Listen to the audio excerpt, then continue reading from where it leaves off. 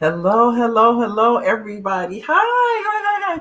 My name is Mary D. Welch. I'm your host of the Mary D. Show, and I'm so glad you came into the show today, came to watch it because we have this exciting guest with us. Ladies, gentlemen, as you know, we're always glad for you to be here. I'd like to first thank our replay viewers because replay viewers, you mean a lot. You come on, you make comments, you share the show. Thank you, replay viewers, because we're so excited for you to do that. And then I'd like to thank our sponsors before we get going. Sponsors, thank you. Just you sponsoring the show, I cannot begin to tell you what it means. Those of you, if you own a business or if you're in a club or society and you like to sponsor the show, all you have to do, ladies and gentlemen, is go on and just call the number that's listed on there, area code 619-669-8603, and you can find out how you can be a sponsor on the show. And your business or your community event will scroll all across the bottom. In addition to that, those of you who are familiar with the email list, if you like to get on the email list, you go to marydwelch.com, and you add your name to the email list, you'll get the emails that come across. And emails come, ladies and gentlemen, pretty regular. You can get emails coming all the time. Not all the time. I don't want to say that, but they come at least 2 or 3 times a week. About 2 or 3 times a week, I send out emails because I want you to be aware of what's going on. But our sponsors for today, we have First Book Academy. If you'd like to write and publish your book, you can go to First Book Academy. And if you go to firstbookacademy.com, you can sign up. There will be actually this year, there's some workshops coming. I haven't been able to put the dates out just yet, but they're coming for the First Book Academy. There's also another one of our special sponsors for the show is theideaclub.com. Theideaclub.com is where if you go, if you're interested, if you want to have a nonprofit, if you're like to get an LLC or a C Corp or an S Corp, the president of the Idea Club is Dumas Martin Jr., and he can help you with anything along those lines of corporations. You want to go to theideaclub.com. Another one of our sponsors is the Sutton Insurance Services, SBCS. Okay, that's said it correctly. The Sutton Insurance Services for life, health, and auto. So you would go there. That's another sponsor for the show. And another sponsor for the show is First, not First Book Academy. I'm getting the first ones mixed up. First Friday's Travel. First Friday's Travel, if you are traveling, you want travel insurance, ladies and gentlemen. You don't want to travel without travel insurance, especially in this day and age, as we see all these flights being canceled and everything. You want to have travel insurance. And the way to do that, you go there to First Friday's Travel and you click the link and buy and go in there and pay for your travel insurance. Because it's literally as pennies compared to what you pay if something gets canceled and they don't take care of you. Nowadays, airlines they're not as quick to put you up in hotels like they used to, those kind of things. So you want to have all that taken care of before you leave home. All right, ladies, gentlemen. Now, let's get to our special guest for today. Our special guest for today is Ronald Dale Evans. He is the president of the Exchange Club of Fontana. Ronald Dale Evans Sr. is also a life and health insurance agent and the owner of, Alaska's African Attire Online. I don't know if I said that right. You can correct me when I say that. He is a native of Joliet, Illinois. He is the second oldest of 5 children born to the Reverend Geneva Brown, a single mother. She instilled faith, community service, and volunteerism into all her children. He served as a social service coordinator for the Housing Authority of Joliet for 15 years prior to moving to Fontana, California. 4 years ago, he moved to Fontana, California 4 years ago to marry his grade school, junior high, and high school classmate, Valerie Singleton Evans. Ronald Dale Evans graduated from Joliet College, the oldest junior college in the United States. I didn't know that. And Northern Illinois University on a wrestling scholarship. He's the father of Ronald Dale Evans II and Mijoy. I don't know if I said that wrong. I hope I said it correctly. T.L. Evans, who was murdered by the police at age 21. I'm so sorry to hear that. He is also the stepfather of Robert, Ryan, Robin, and Rihanna Gaffin. Grandfather to Maisha, Navich, Ronald III, or Trey Evans, and Ryan Gaffin II.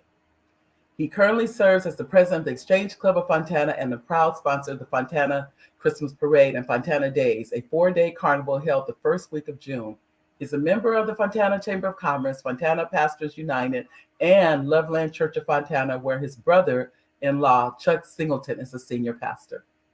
He serves as the master of ceremonies, workshop presenter, and keynote speaker for a variety of agencies, churches, and organizations. He's also an avid roller scaler, and he's on the Dimby drumline instructor. He participates in drum circles in Leimert Park and Redondo Beach, and recently began a local drum circle in Fontana on Wednesdays.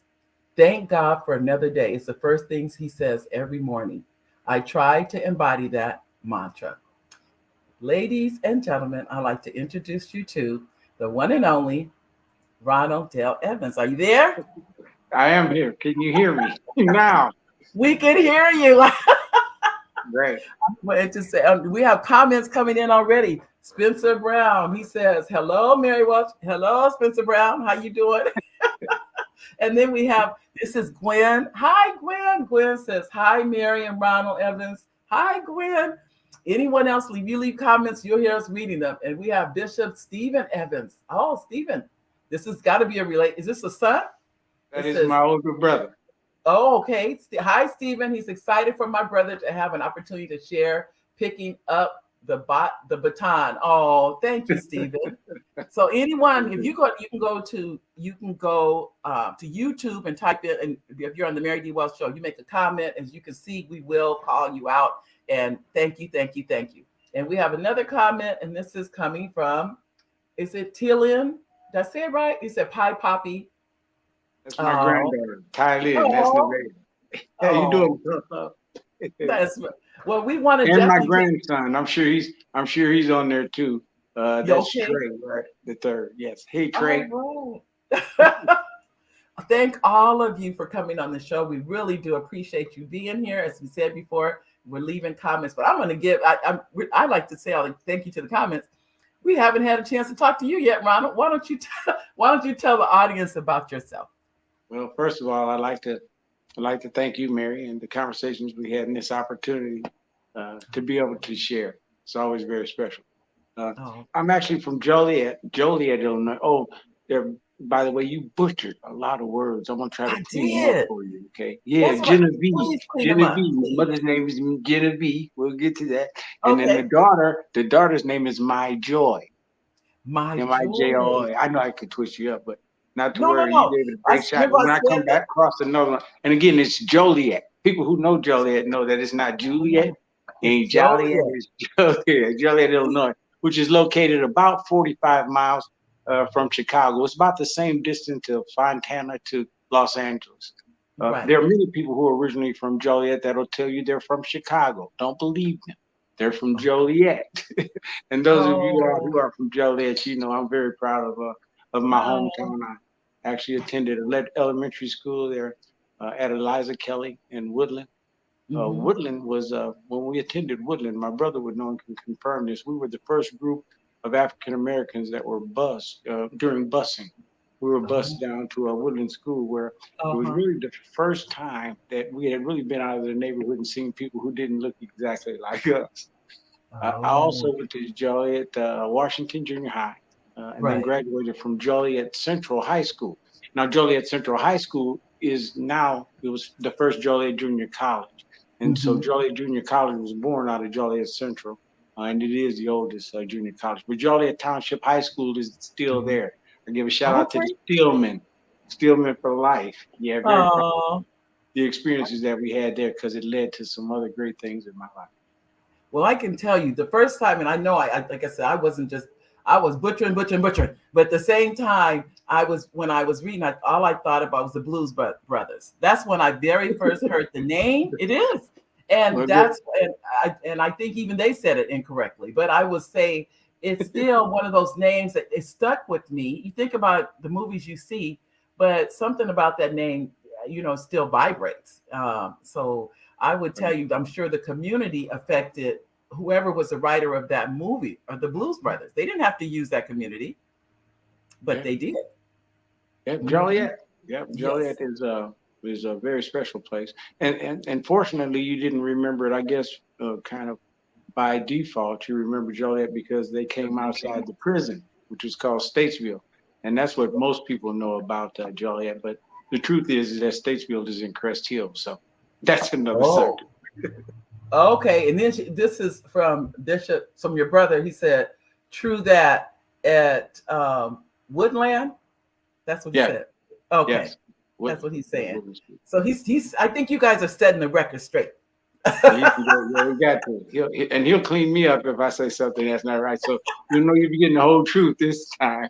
Okay, good. That's what we want, the whole truth. And I will be honest. I'm glad you're cleaning it up because then I know going forward if I ever encounter these names again how to say them correctly. So I appreciate that. Well, I know too. Your journey. That's one aspect, but you no longer live in Illinois.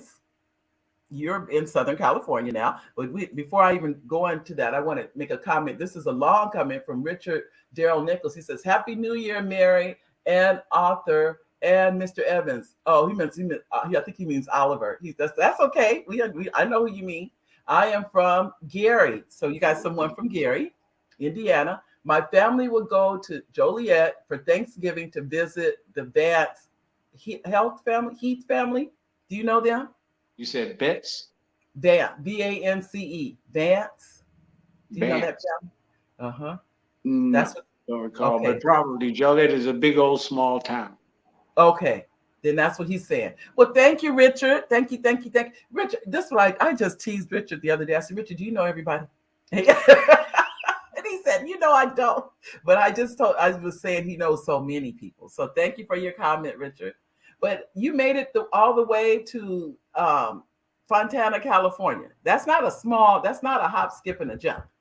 That's a path. So how did you go from Illinois? How did we get from Illinois to Southern Cal? Well, while still in Illinois, I actually attended Northern Illinois University. Went Mm-hmm. there for a couple of years. Then I attended Joliet Junior College. Didn't ever finish my degree at either one of those locations. But after Okay. that, I actually had an opportunity to serve as an assistant to a teacher at Dirksen Junior High School, uh, and that's what I did for. I started in '82, and in after being there 4 years, our group of wrestlers, I was actually a speech coach, and I was a coach for wrestling and track.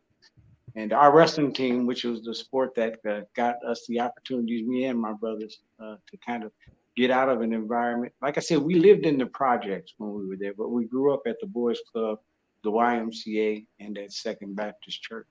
And that Mm. always stayed with us when we came back because we were, even at a younger age, exposed to helping others. Even though we didn't have much, we still had an opportunity to help others. So when we won the state title uh, after 4 years of coaching, and that was very rare. I was pretty young, and Mm-hmm. most coaches had coached for 30 or 40 years and never won a wrestling title. So at that point, I thought that my work here is done. I loaded up my car and Mm. I moved to Beverly. In '85, I came to California and lived in Inglewood to follow my Okay. dream. I actually spent some time out on Venice Beach doing comedy Uh-huh. at that time because I was going to be a big star. I was going to be Martin before Martin. So you're basically your background is in entertainment. I've done some work. Yeah, I've done some entertainment. Our family, really. My brothers are both recording artists. I do a Okay. lot of MC work, and I love playing the djembe drum. It's called the djembe drum. It's an African drum, an art that I actually learned back in Joliet with some friends. El Okay. Dorado, if you're there, it was the time that we spent together in the summer with those drums that still got me doing it now. So I spent All some right. time in California, got involved in the insurance business at time. And Mm-hmm. my, my wife and I at that time, we divorced and moved back to Illinois. I spent another, I don't know, 12 years or so in Illinois. I gotten involved in the car business. It was about 6 years back in the car business in Illinois until I got a position with the Housing Authority of Joliet, which there was probably some of the best times of my life because we lived in public housing at the location Fairview. Up on the Mm-hmm. hill is what we call it in Joliet. And I had an opportunity to go back there and serve as the social services coordinator and Okay. coordinated a program called Family Self-Sufficiency. What we did was we coordinated programs at three children's family sites is what we called Mm-hmm. them, and we also Mm-hmm. did programming for three elderly sites, senior sites within the Okay. housing authority. Uh, how did I get back to California? Well, it probably started at, and I want to say it was probably our 40th wedding anniversary. She had come back to Joliet and went to a reunion. I'm sorry, not a anniversary, but a reunion. And we Mm-hmm. saw each other.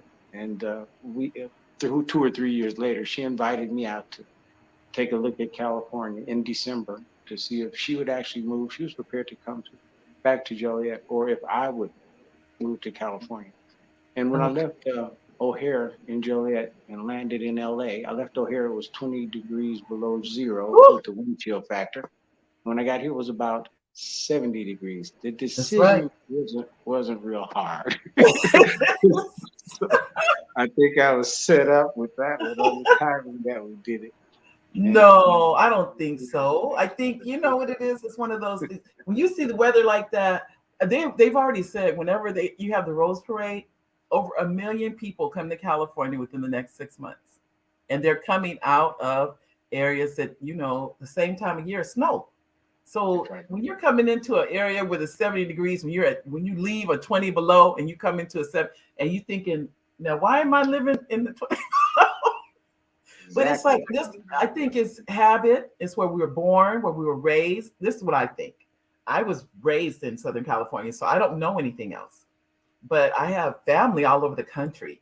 And they've all said to me, they don't know anything else. And that makes sense.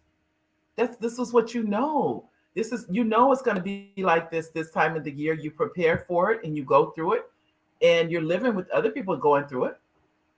So you just had an opportunity to be here in the middle of a 20 below, you know? Whatever happens, we adjust. But I don't miss the snow, and if I do, I just kind of walk out the back door and look up on the mountain, and the snow is there. Do you go into the snow? Like do you go up in the mountains just to kind of Absolutely not. I turn I off snow on television. thought you were gonna say yes, I do. You No, said absolutely absolutely. not. If I see Okay. it snowing on the show on television, I turn it off. I get the Oh my chills. goodness. Oh, anyway, let me see. We have Jeanette. Jeanette has a comment. She says, "Hi, Mary D. Show, and Happy New Year." Same to you, Jeanette. Happy New Year to you too. You have a blessed and prosperous New Year. Oh, here we go. We have another comment coming in. I lost that comment went away. Okay, and best and prosperous New Year. Who participates on your business and show, and the families are okay. Oh, thank you. That the families are blessed too. I can tell you right now, every single one of you for being here is a blessing. Just for being present is a blessing. We have Elaine Wilson. I'm gonna be honest who Elaine is. Elaine is at every show. I want the audience to know this is a lady who I have so much respect for. She's an educator. She helps students get scholarships all over the country. That's what Elaine does. She says, "Hello, Mary, and my friend Ardell Evans. Valerie and Ardell are a special couple from Loveland. Glad to hear this story and impact." She said, "An impact. Love all of you." All righty. Thank you, Elaine. And then we have our executive producer, who is Oliver. Oliver, which was my husband. He says, "Hi, babe. Welcome, Mr. Evans, to the Mary D Show. Looking forward to a great show." Thank you. And Very those cool. you guys, you never see him, but he's there. I promise you, he's there. And Richard says, Reverend Chuck Singleton from Loveland Church is from Joliet. I didn't know that. I learned something. Well, And his sister was. I married his sister. oh, Valerie is Chuck's sister. So yes, we probably about 2 blocks away from each other. okay. I never knew that. So you learned. See, I'm learning. Even watching the show, I'm learning. And we're gonna do a Some quick roll people, call. some people from Joliet say they're from Chicago. Enough said. But I don't think he said that. He's not. I think he's honoring where he's from. He's not saying that. But we have the comments from Spencer Brown, Gwendolyn Stringer, Bishop Stephen Evans. Oh, is it Thailand? Did I say that right? Evans? Eileen, yes. Thailand. Got it right. Grand- Thailand Evans. Then Richard Nichols. Then we have to skip over that. We have Jeanette. We have Elaine. We have Oliver and Gwendolyn. Gwendolyn says her comment is too funny. Turn off snow on the television. Now that's telling. That's pretty bad, huh, Gwen? Well, okay. Now you're in Southern Cal. So you're in a whole new environment. Right. Snow is no longer an issue. Now what? Well, now now I did kind of over time what was already done when I was in Joliet, and unconsciously. I got involved by working with the housing authority. I got connected with every social service agency in the area because I had to find resources for the families that I was serving and our department was serving in the area. I got involved with the business community through the Chamber of Commerce. Okay. To again, business asking for business support with the things that we did was an easy thing to do, and often, not often, but sometimes somebody would help at a time that somebody needed it the most. Okay. I was involved with the media because I actually worked at WJOL, which is Joliet's oldest radio station, as a kind of I would help people market their businesses and also put on nonprofit organizations for different organizations that needed funding. We set up media campaigns for them. And so putting those all together, when I came to California, I and then of course I got involved with the Exchange Club. I'm sure we'll talk about that later. But when Right. I got to California, I said, well, because in the insurance business, it's important to be connected with the businesses in the area and with individuals.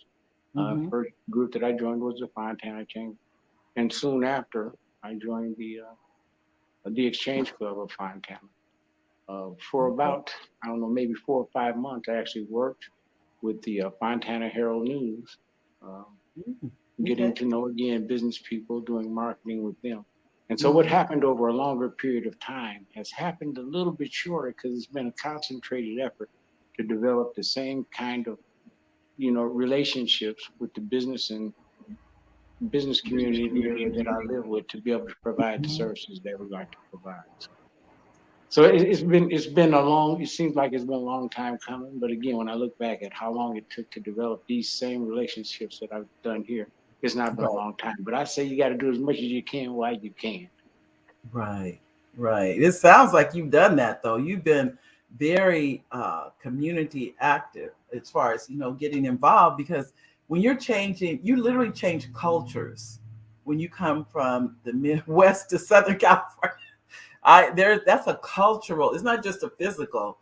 Our country is divided, as you know, into north, south, east, and west. And when you're in the Midwest, it's a different culture than it is in California versus the East Coast versus the South.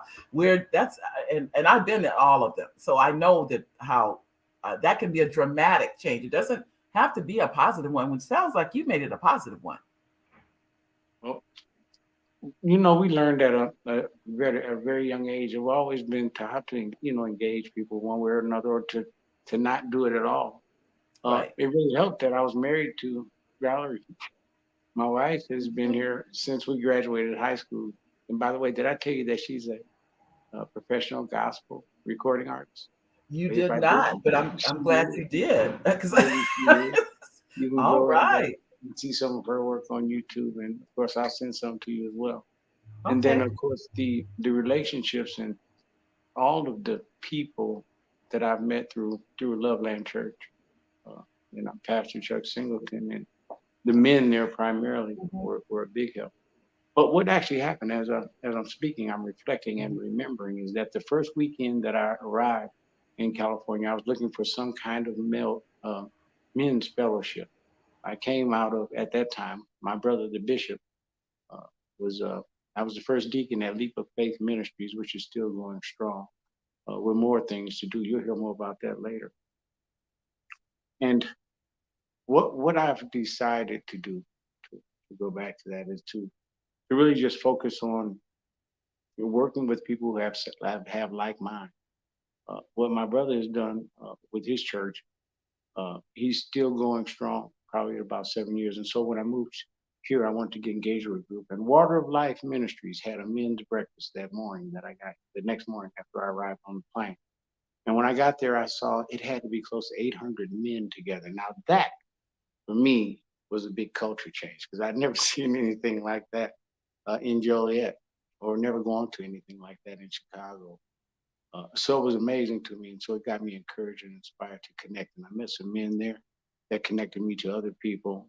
And it just continued to, continues to grow. Like even today, I'm suspecting that somebody out there will, uh, will be concerned about the same things that, that we are concerned with, myself and my wife, as we go on, about helping others simply because we're able.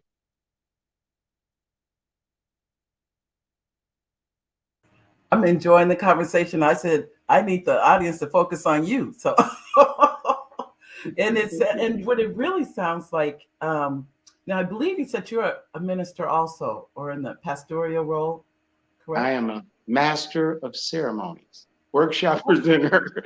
But I can tell you who is a minister. My younger brother David, if he's out there, he's a minister. My brother-in-law Willie Alexander is married to my sister, Dr. Tammy Alexander. She was a Mhm. professor at Alabama A&M. You being in education, I wanted to let you know that education is in our family as well. Her daughter is also an educator as well. And then I've got another minister, which is my brother-in-law, Neil Lockhart. And my mom, we'll talk about her, I think, a little more later, was also Okay. the first African-American woman minister that we know of preaching in Joliet, along with several other firsts that my mom did. Right. Well, I can tell you that's, I think, for the Black community, education has without a doubt been something we have gravitated to because we see what education can do. It's just one of those, it's a base that, I mean, it doesn't matter what the profession that you're in, you need it. It will always be you have to be able to do, to be educated in order to move on to whatever it is that you want to involve yourself in. So I think that's been the area we have just kind of, like I said, I used myself as an example, went into. I'm still educating. I may not be in a classroom, but as you know, you receive the emails, I'm still educating. I don't think I'll ever stop doing that, is educating. So anyone that would like to get the emails, you can get on the email list and see what I'm talking about. And it can be about history, it can be about what's going on in the community, but anything I can do to share and let people know what's going on, that's what I try to do, to educate. Now, you were saying about one, we didn't go into details. You mentioned about the social services, but you didn't say what they did. And I believe we talked about this for single moms. Yes, that particular program we actually established the action plan along with the senior staff at the Housing Authority to create what's called the Family Self-Sufficiency Plan. It's a program that's offered through HUD. It's a Section 8 program. Now, here's the beauty in this program, and I'll give you a real life example. Uh, Okay. you might say that you were let's say paying $200 per month for rent on your $1,500 home. Let's say it was in Plainfield. That's an area just outside y'all. It would have had better schools and the like. And so you got comfortable and you just said, hey, I'll stay on Section 8 and make it generational. Right. What happens with the Section 8 program? We have an opportunity to sit down with families and talk to them about the benefits of the program. And the benefits are just this.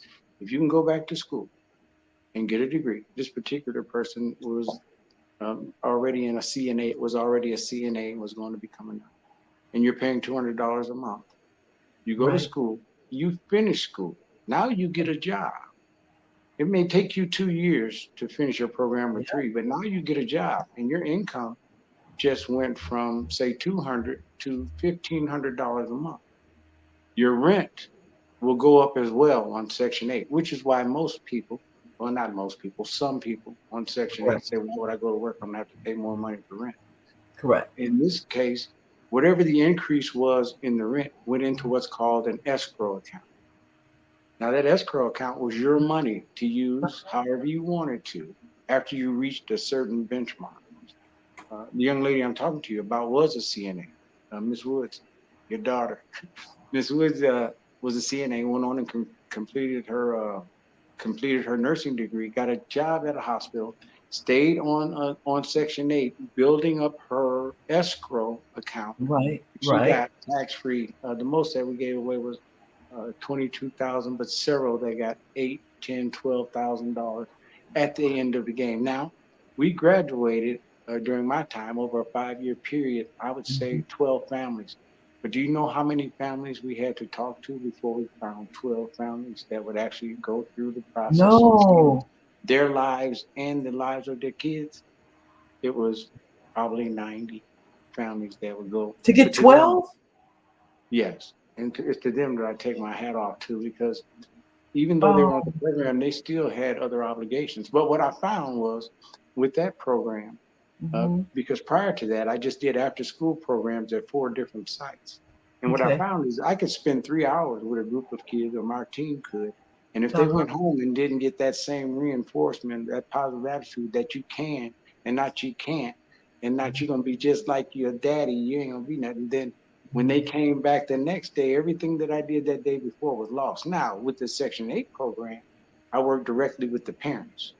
And Correct. so now the parents are giving the kids the same message that we are, and the children are seeing their parents coming home and having to study to complete a project. And what do? They modeled that behavior. And so not only did it change that one person's life, but it's changed their whole family It's through that program. generational. That was quite gratifying to be a part of that. And I'm still in contact with several of my former Oh. the things that we went through over those 4 and 5 years are things we'll never forget, and things that really changed lives. I think, and this is me saying, I'm thinking this. What if that was a requirement on Section 8 that you have to do this in order to stay on Section 8? You can't just stay there forever. And that's what I think, unfortunately, people have become accustomed to. That, like you said, about it being generational. So you're saying 12 families out of not, almost 100 families, There are close to truthfully. 90 families that we worked with that went through the application process. There were things that you just had to do. The thing was is that you had to get a job. Now, some had to quit the jobs that they had in order to Uh-huh. be able to get the schooling that they needed. There were some tough choices that had to be made. You could have, Yes. there were 99% single mothers. I had one man in my program, Mr. Ellis Cotton, that completed, but there was very few, none that had men. So they had childcare to worry about. They had to get them back and forth to school, and some even still worked part time. So they are truly sheroes in They the lives are. of their That families. that takes a commitment because it's easier. I think what the other families were saying, it's just easier to stay where I am. It's just easier with them having to go through, like you said, the It ups and is downs. easier. It is easier. It is easier. It's the path often taken. Now, these same images that I saw in the women that I work with there, now would be a good Mhm. time to share with you. I Okay. found that in my own mother. Here she is. All right. All right. Beautiful. Little Lee Brown, and she was one of those single mothers with well 5 kids ultimately, 5 children ultimately, that did not let the course she take her down. She worked Mm. full time. She she's again birthed 5. Myself, my older brother, who now is bishop at a Leap of Faith, Mhm. and Joliet, and then my sister that I was telling you about earlier, Dr. Tammy Alexander, is married to a Reverend Willie Alexander, and she just retired as a from Alabama A&M. She was there for about 30 years and currently works with the church daycare. Retired. She says she's working more now than she did then.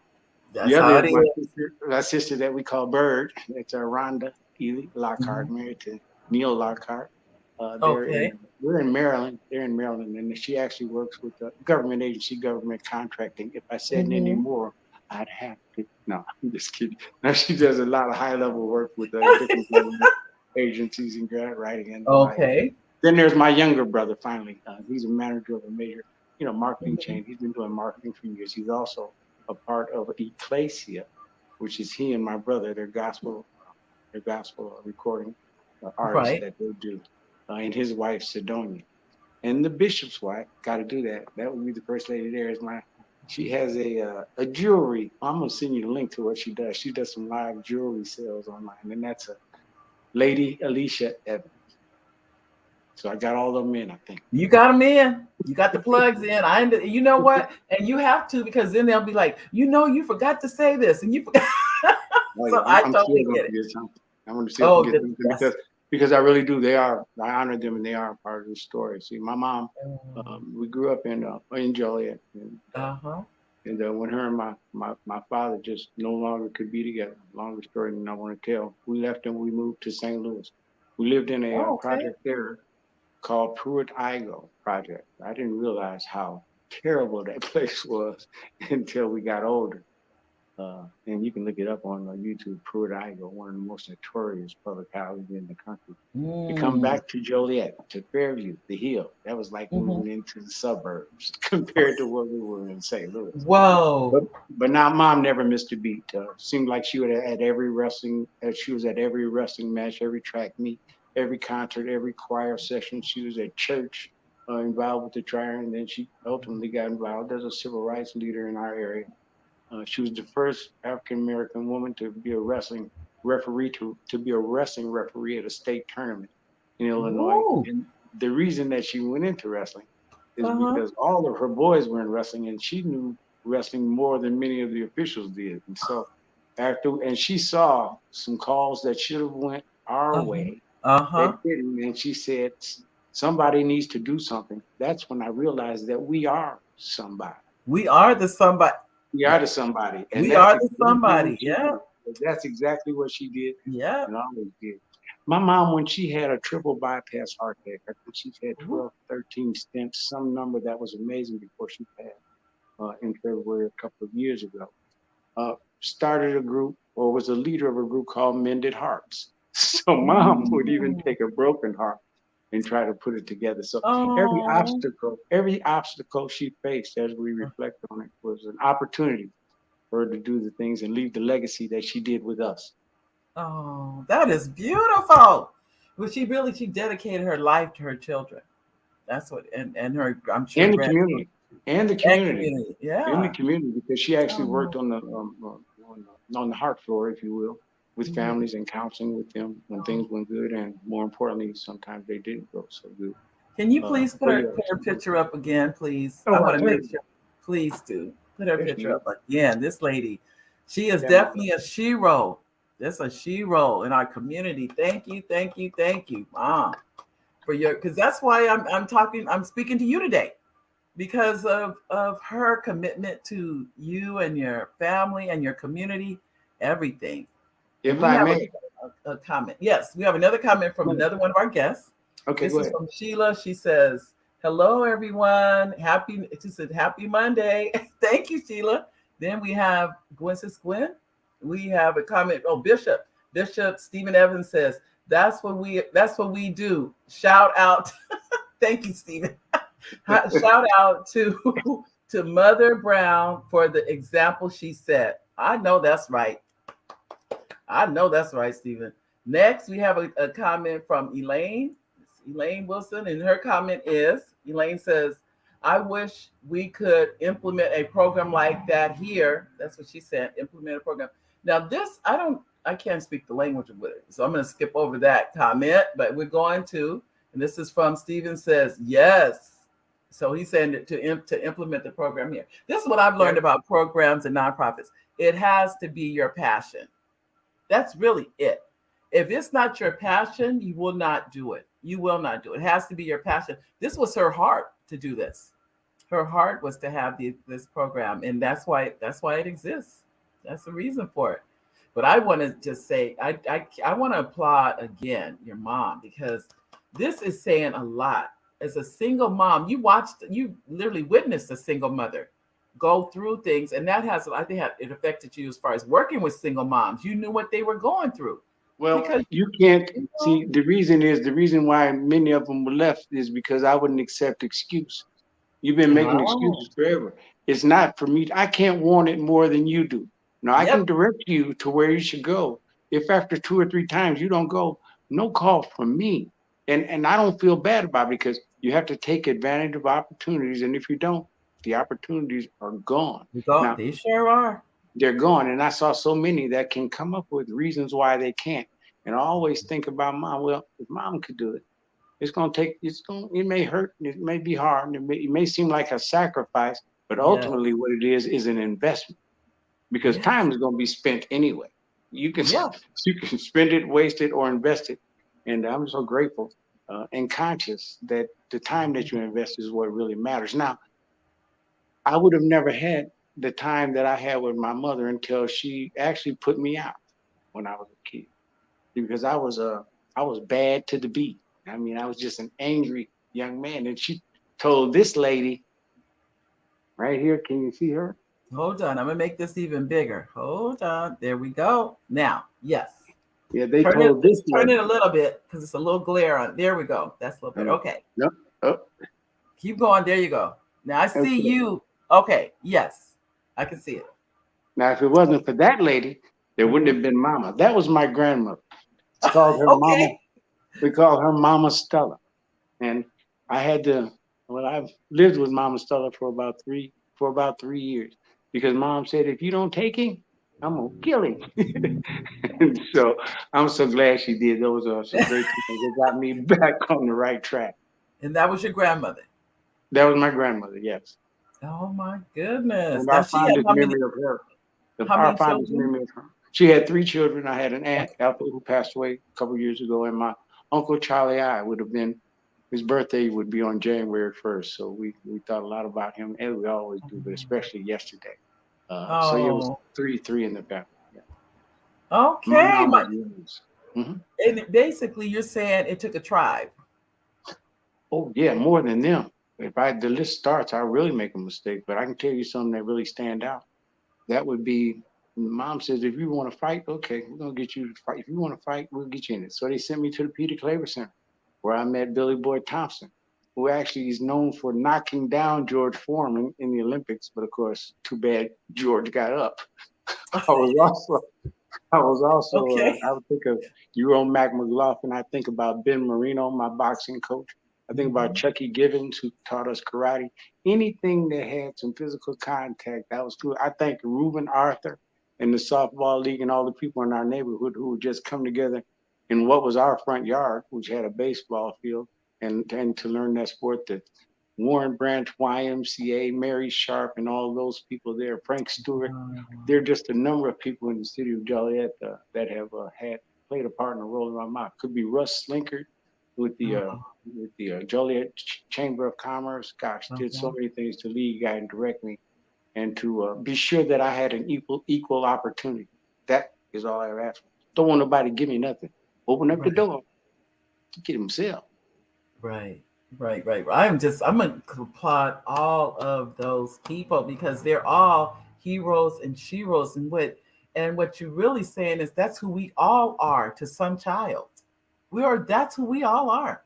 When we take the Consciously. time, Is to we do it take it. consciously. Is to do it Hmm. consciously, and especially, and what I found too is over the years that I did work in social services, that Hmm. sometimes it was at the cost of my own nieces, nephews, and cousins. You know, I was working with big brothers and big sisters one year and just realized that uh, those are my first. That's the first group that we need to take care. And I think others out there, if they step back and were true about it, would agree that focusing on our nieces, I don't need another big brother or big sister. I need to reach out for my nieces and nephews, my cousins, and that big head boy on the side that's just like you were is the one Right. that you need to be talking to and trying to get him, be a bumper for him so it doesn't go in the gutter. I love it. Well, I'm gonna tell you, I'm proud of you and proud of them also because the time that was put in was never wasted. And I think we need to always just be reminded of that. It's never wasted. Any time you spend with a young person that you impart anything into their lives to encourage them and keep them going, it's just never wasted. And keep to continue to do that. I'm going to go to a couple of comments before we go back because I see them. They're coming in, coming in, coming in. It says, um, it's a Bishop Stephen Evans. He says, I'm reminded of the payday treat. Ah, I yes, mean, that. Yeah, I can tell you what he's talking about there. When we lived at Puridago, the White Castle was a very famous in Illinois. Have you ever heard of White Mhm. Castles? I've heard of Okay. White Castle. Yeah, at I've the been end of there. the block on payday, that was our payday treat, is that mom would get us there. But you know what there was a treat from having?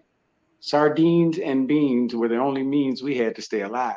And so on Fridays, the payday treat was White Castle. So, bro, you remember that. And we Oh, but you know what though? I noticed you guys are both here. I noticed that. So that means that all it wasn't just the meal, it's the love too that kept you. Knowing, like you said, it was something to look forward to. You may be beans and sardines, and really not think about it. I think those are healthy. Those are nothing. It's nothing about either one of those is not healthy. Beans are good for you, and sardines are good for you. So mom was saying, I'm gonna feed my babies. Y'all eat that's that. it. So I That's don't think it. nutrition had a lot to do, but she was just gonna get us fed. And boy, did we look forward to those White Castles. But mom, the reason that we were there was because mom, one day after an engagement, if you will, with my dad, she said no more, and she Mm, had the courage to leave, which a lot of women, it's still for whatever reason, emotional, financial, or don't. mm, Uh, and she had the courage to leave, and it couldn't have been easy for her to do mm, that mm. with kids in tow on a Right. train headed to St. Louis from Joliet. But even to today, I love the train because I think it reminds us of leaving that turmoil Mm. into, well, it was more turmoil, but to leave that turmoil to a different turmoil. Well, and anytime you make those kind of decisions, I'm sure she didn't make that one lightly. It Oh was no, hard to no, make over that time. It didn't happen overnight either. It happened. right, It happened over time. right. And we have another comment. I'm gonna tell you, Bishop Evans. I appreciate your comments, Bishop. He says, "Thank you, Mary, for acknowledging the love we had. Thank you. You're welcome. You are so welcome. Because I can. I'm a mom. I'm a mom, a grandmother. That's why I know. That's what this was. That's why I know that it wasn't nothing she wouldn't do for you guys. I can tell just by the stories that I'm hearing right here that I know that that love is so powerful. And like you said, you were fighting, which you didn't even know the fight was with yourself. Oh yeah, yeah. No, I was doing what I saw done. I Mm-hmm. saw the only way that conflict was resolved, and that's what I did. Wanted to do it. It was not a good day if I didn't do it. But Ooh. I was really small. I wasn't that big. I was always a small person, like probably Uh-huh. 98 pounds when I went to high school. But the bishop that's on the other line, Mm-hmm. uh, he cut down all the trees that I could walk through. Because in our town, I was 6 foot tall and bulletproof because of him, which is another story. I guess you might want to hear. It sounds like it because you said you're the second child. This is I'm the old. taking care. Yes, Okay, yes, this is your older yes, brother. yes. That was my protector. There was nothing that he wouldn't do anything for me. We Oh. both lived in each other's homes. That's my brother. I can't Oh. imagine when I see some families that go through what we recently went through. My Mm-hmm. brother actually did the eulogy for my mom. Mm. Some of the people that were asked to, do 2 minutes did 4 or 5 or 6, and the time was starting to expire for him to do his eulogy. And so he Mm-hmm. gave, well, I might be a little, I might be leaning a little bit toward him, but this was the best 4 minute sermon I ever heard. And I'll paraphrase it for you. He talked about when he was in high school, he was in what's called a relay. There's generally 4 people in a relay and you go around a track. Right. And Uh-huh. he was fast. He was fast. But it may have been his first meet. And so when he took off, he was either handing it off or picking it up. The baton dropped and he stopped. And his coach told him, pick it up, pick it up. And he went back and picked it up and went back. He passed the person who had. And the gist of the sermon was this, is that it's time for us to pick it up. The Mm. baton, mom, will drop, but go back and pick it up. And don't just run the race, win the race. Yes. Woo! So I took it 4 minutes and made it, I don't know, probably about a minute. I'm going to send you the link. It is very Okay. powerful.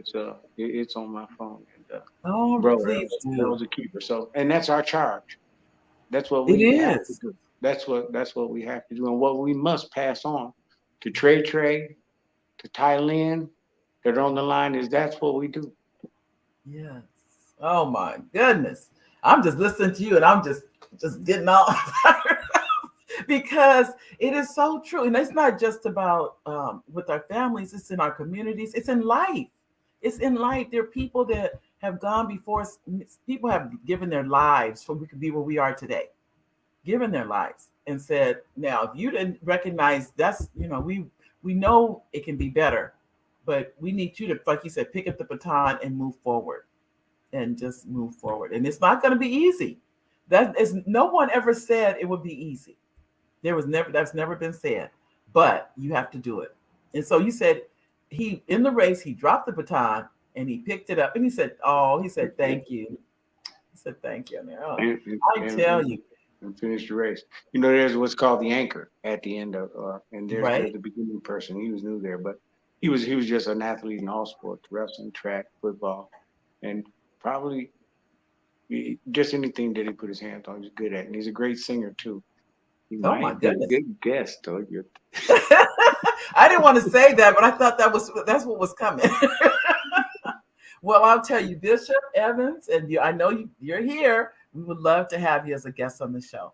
And I will Yes. make sure that we make that connection and that you do become a special guest on the show. We'd love to have you. That is for sure. Your brother here you have too, just showed your connection to each other and your love for each other, which is something that you don't often see as much as I think we should. But just the fact that he is on this show, he is in Illinois, and he makes sure he connected today, and he has been involved in it. That speaks volumes because I'm sure Yeah. he's a busy man, but he took Right. time out for his brother today and said, "I'm going to be there and be a part of this." So we want to thank you for that too, Bishop Evans, for sure. But you got to agree to come on the show now. So There it is.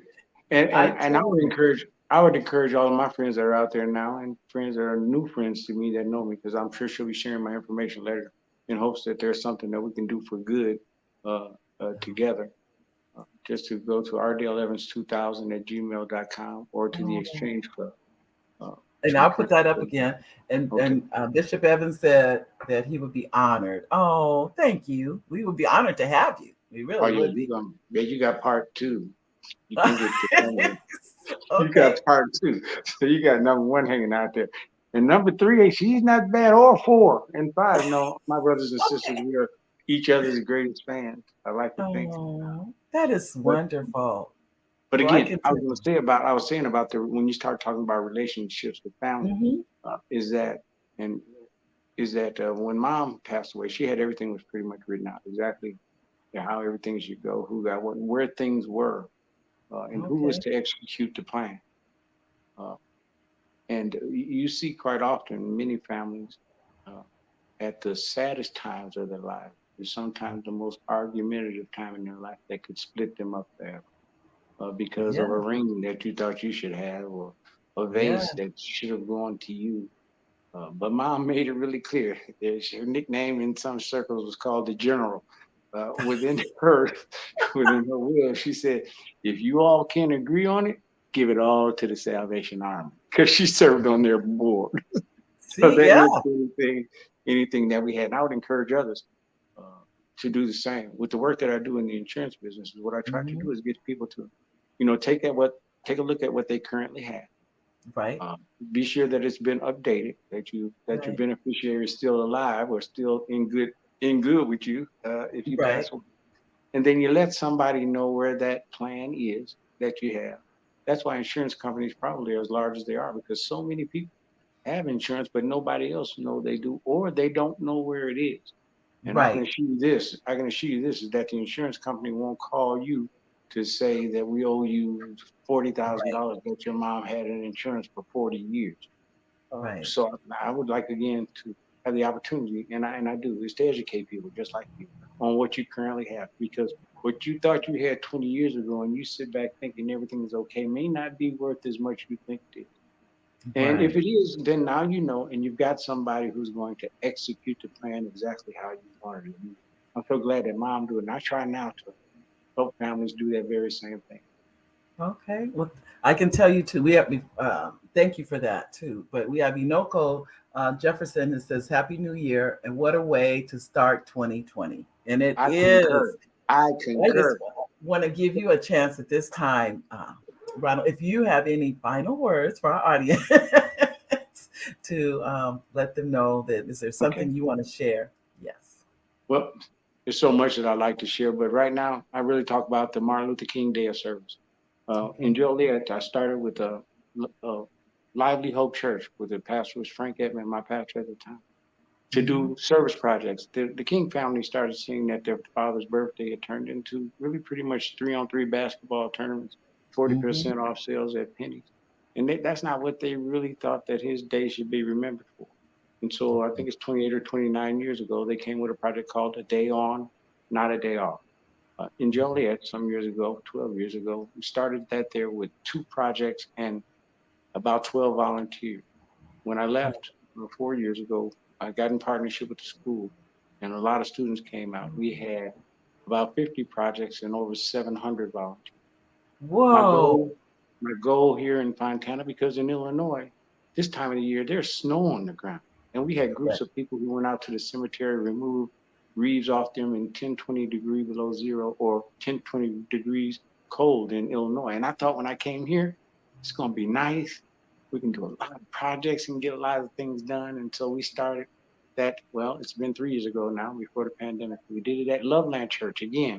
Started at a church, and we had probably about 6 projects and about close to 30 volunteers. So that was twice as many as we did the first time.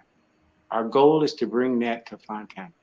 You can All find out right. more about the Martin Luther King Day of Service. You can go to exchangecluboffontana.com and you can Mm-hmm. sign up and learn more. This year, because of the pandemic, we'll be requesting people to do Valentine's Day cards, handmade Valentine's Day cards that we're going to distribute to seniors in our area and to veterans. All So with right. that, if you could help us to do something this year through the Exchange Club of Fontana, is that your Mm-hmm. family can do it from home. We'll be doing it remotely. You come out, we'll get you breakfast. You bring back your Valentine's Day cards. With our goal is 1,200 cards, 1,200 Valentine's Day cards to go to seniors and veterans. And you come back that afternoon, and we'll have lunch. But for more information on that, you can go to the website you see there on the link. So I'll leave you with that. But there's so much more to come. I know it's. I mean, I'm just. I want to say overwhelmed, but I definitely want the information so I can put it out on the email system also to let people know that, like you said about sending cards, Valentine cards to seniors. People have no idea how much that helps people. I have a group of seniors that I call or send Christmas cards down regularly, and they always are so appreciative that they're still remembered.